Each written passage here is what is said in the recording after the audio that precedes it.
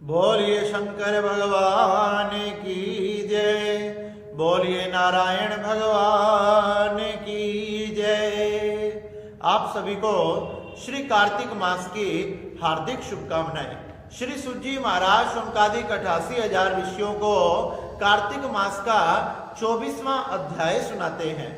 श्री राजा पृथु पूछने लगे कि हे नारद जी, कार्तिक मास में जिस प्रकार से माँ तुलसी की पूजा होती है, भगवान नारायण की पूजा होती है, उसी प्रकार से सभी देवी देवताओं की पूजा होती है। इसके पीछे क्या कारण है और कार्तिक मास की आगे की महिमा सुनाने की कृपा करें।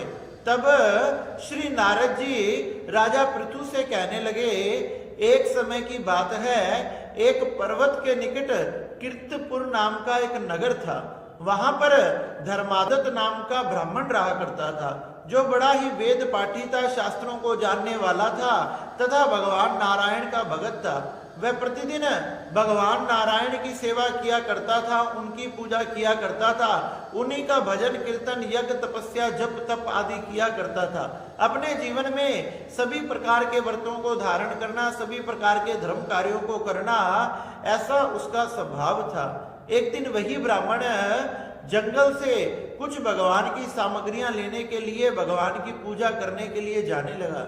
जब वह भगवान की पूजा की सामग्रियां वन से ले आया, उसे थाली में सजाया और थाली में सजाकर भगवान के मंदिर की तरफ जब जा रहा था, तो मंदिर की तरफ जाते जाते उसके सामने एक राक्षसी आ गई। उसके सामने एक राक्षसी आ गई, एक चंडालनी आ गई, जिसके नेत्र लाल थे, बड़े बड़े हाथ थे, बड़े बड़े पैर थे, जिसकी जीभ लपलपा रही थी, लाल जिसके नेत्र थे, खुले बालों से वह आकाश में मानो तांडव कर रही हो।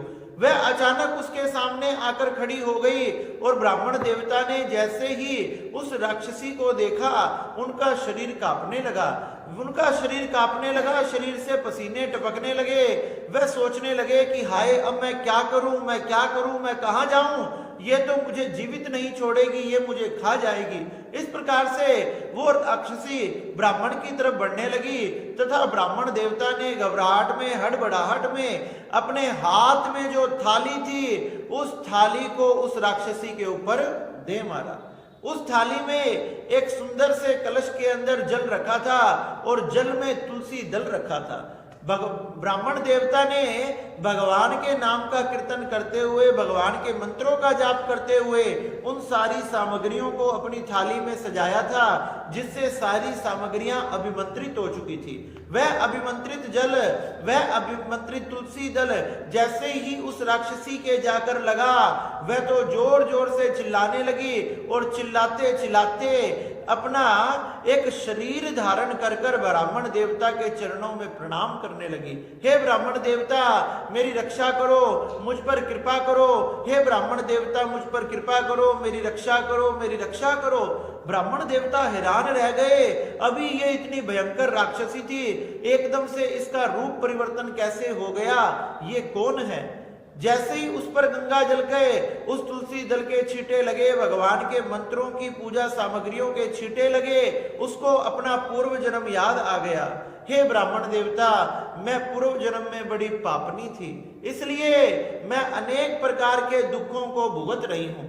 ब्राह्मण देवता कहने लगे कि तुमने अपने पूर्व जन्म में ऐसे कौन से पाप किए जो इतनी नीच योनि में, प्रेत योनि में तुमने आना पड़ा। जब वह राक्षसी वह कहने लगी कि हे ब्राह्मण देवता, मैं अपने पूर्व जन्म में सौराष्ट्र देश में भिक्षुक नाम के ब्राह्मण की पत्नी थी। हम पति पत्नी बड़े विवाह के बाद बड़े प्रेम से रहा करते थे, लेकिन धीरे धीरे मेरे पति तो भगवान की बड़ी पूजा पाठ किया करते थे, लेकिन मेरा पूजा पाठ से मन दूर होने लगा। और तो और मैं जो अपने पति के लिए भोजन बनाती थी, अपने पति को बासी भोजन देती थी और मैं ताजा भोजन करती थी, कभी उसको सही भोजन नहीं दिया। कभी वो मुझे कुछ कहते तो हमारी आपस में लड़ाई हो जाती थी।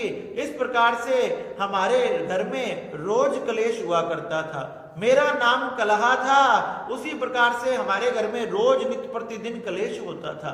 जब हमारे घर में नित्य प्रतिदिन कलेश होता था, लड़ाई होती थी, तो मेरे पति इस बात से बड़े दुखी हुए। उन्होंने विचार किया क्यों ना मैं दूसरा विवाह कर लूं, शायद दूसरी पत्नी से मुझे कुछ ना कुछ सुख प्राप्त हो जाए, क्योंकि ये तो मुझे सुख से रहने नहीं देती। वह ये विचार कर ही रहे थे और मुझे उनकी ये बात ठीक ना लगी। मुझे बड़ा क्रोध आया, और जब मुझे बड़ा क्रोध आया तो मैंने विष लेकर उसको पानी में मिलाकर पी गई, और जिससे मेरे प्राण निकल गए। प्राण निकलते ही यमराज के दूत मुझे लेने आ गए, और गदा का प्रहार करते हुए यमराज के दूत अनेक प्रकार के दंडों से पीटते मुझे धर्मराज के पास लेकर गए। जब मुझे धर्मराज के पास लेकर गए तो धर्मराज ने कहा कि इसने अपने जीवन में कौन कौन से कर्म किए हैं, हे चित्रगुप्त मुझे बताओ। तो चित्रगुप्त कहने लगे, इसने अपने पूरे जीवन में कोई भी अच्छा काम नहीं किया, नित्य प्रतिदिन अपने पति से कलेश करती थी, अनेक प्रकार की क्रीड़ाएं करती थी, जिससे इसके पति को दुख प्राप्त होता था। और तो और ये अपने पति को झूठा भोजन देती थी, बासी भोजन देती थी। क्या ये अपने पति को झूठा भोजन देती थी? इसलिए ये अब विष्ठा खाने वाली होगी, ये अब इसका जन्म सूरी के रूप में होगा। कहने लगे, जिस बर्तन में बनाती थी उसी में ही खाती थी, इसलिए ये अपने ही बच्चों को खाने वाली बिल्ली बनेगी, तथा अनेक प्रकार से अपने पति को दुख देती थी, तथा खुद विष खाकर, जहर खाकर इसने आत्महत्या को किया, इसलिए अब ये प्रेत योनि में जाएगी। इसलिए धर्मराज के दूतों ने उसे मरु स्थान पर ले गए और सबसे पहले उसे प्रेत योनि में डाल दिया। इस प्रकार से मुझे प्रेत योनि में डाल दिया गया और कहा गया कि प्रेत योनि के बाद ये इस प्रकार से अपनी योनियों का, अपने जन्मों का भुगतान करेगी और अनेक प्रकार के कष्टों को भोगेगी। इसलिए हे ब्राह्मण देवता, मुझे प्रेत योनि में पड़े हुए 500 वर्ष हो गए हैं। इन 500 वर्षों से ना मैंने कुछ खाया है, ना मैंने कुछ पिया है। मेरा कंठ सूख रहा है, मैं तड़प रही हूं। इस प्रेत योनि में अनेक प्रकार के कष्ट आते हैं, जिसे मैं सहन नहीं कर पाती। एक बार तो मैंने एक वैश्य के शरीर में प्रवेश कर लिया, जिससे मुझे कुछ प्राप्त हो जाए, लेकिन भगवान नारायण तथा भगवान शंकर का वह भगत था।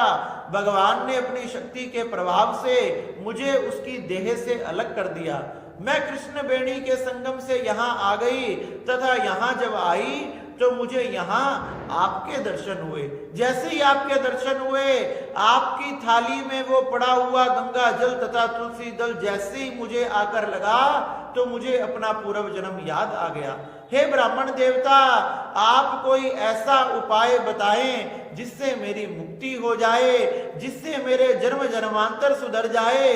जो मैंने जन्म जन्मांतर तक पाप किए हैं, जो मैंने अपने पति के प्रति अपराध किया है, ये सब नष्ट हो जाएं, क्योंकि मैं प्रेत योनि से दुखी आ चुकी हूं। हे ब्राह्मण देवता, मुझ पर कृपा करें, ऐसा कोई उपाय बताएं जिससे मैंने आगे की योनियों को ना भुगतना पड़े, और तो और इस प्रेत योनि से भी मेरा छुटकारा हो जाए।